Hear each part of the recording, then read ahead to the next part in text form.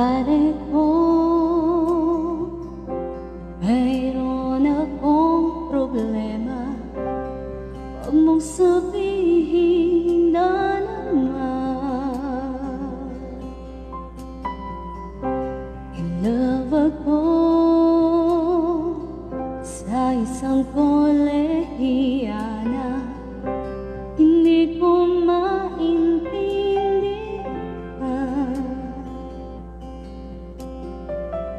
huwag na nating idaan sa mabuting usapan, lalo lang mararagdagan ang sakit ng ulo at bilbil sa tiyan. Anong sarap kami naging magkaibigan, na puno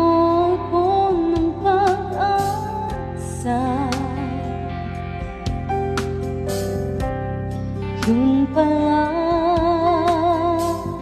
hanggang doon lang ang kaya. Akala ko ay okay pa. Masakit mang isipin, kaya lang tanggapin kung kailan ka naging seryoso sa kakanya. Bago